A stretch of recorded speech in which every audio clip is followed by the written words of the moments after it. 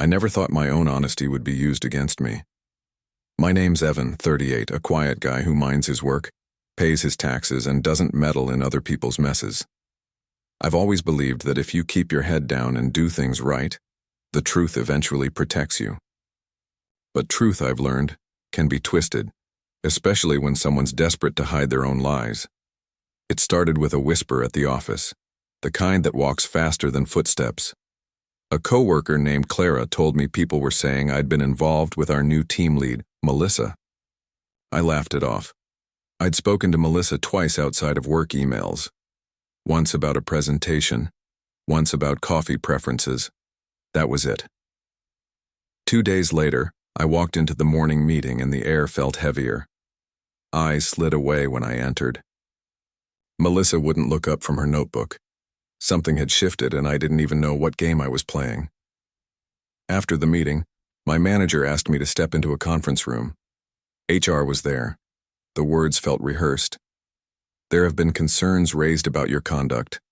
I sat there stunned as they explained someone had claimed I'd been sending inappropriate messages to Melissa after hours.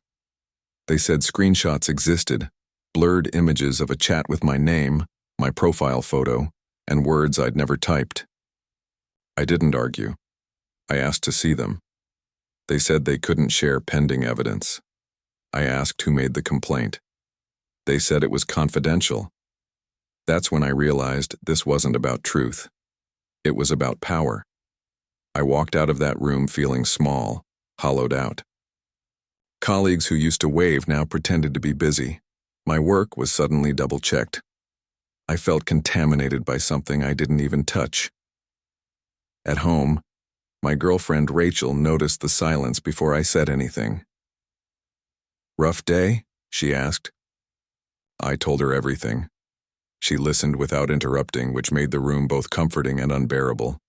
When I finished, she asked only one question. "Do you know who would do that to you?" I didn't, but the thought lingered all night. The next week crawled. I submitted every piece of digital proof I could, phone records, chat logs, screenshots showing nothing but blank work messages. HR nodded politely, promised to review, then disappeared behind their professional smiles. It should have ended there, but it didn't. Someone started spreading pieces of the fake screenshots around the office.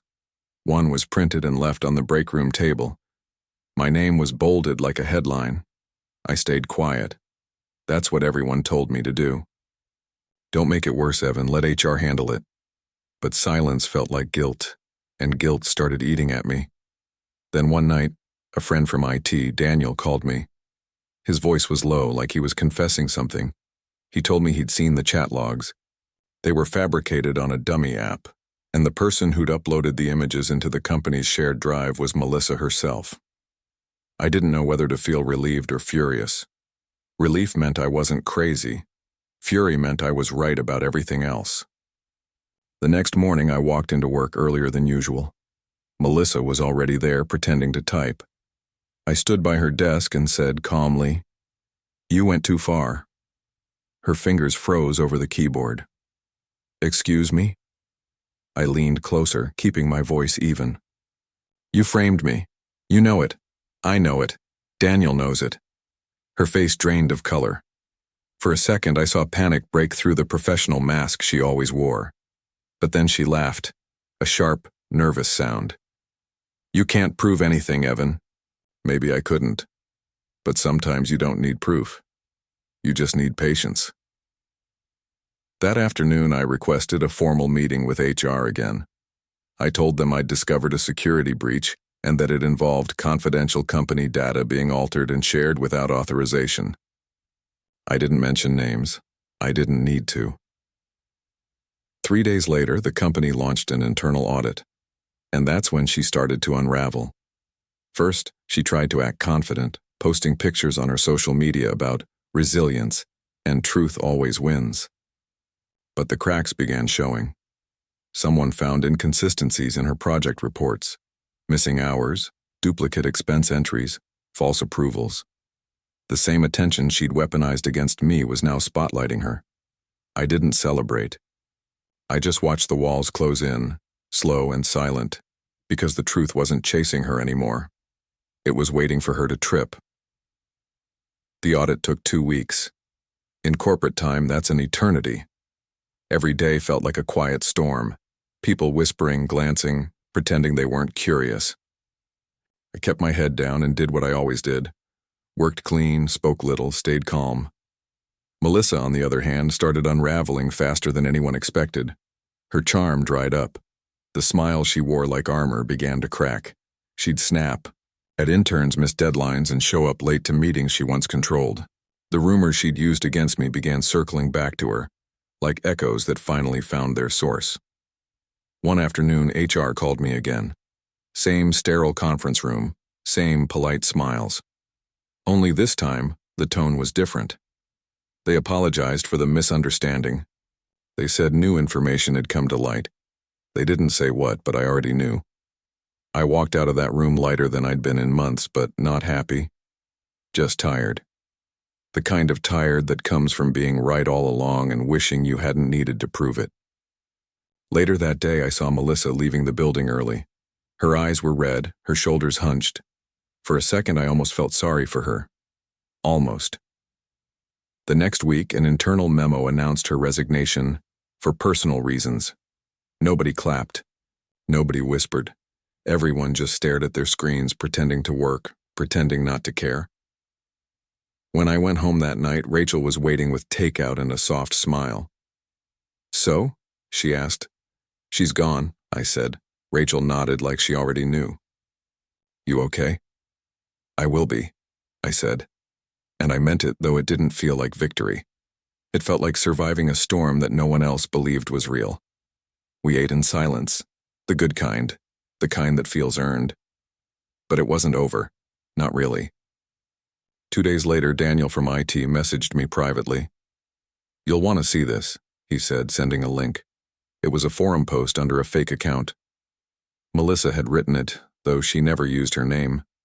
It was a long, emotional rant about being betrayed by colleagues and unfairly targeted for exposing misconduct. The irony would have been funny if it wasn't so pathetic.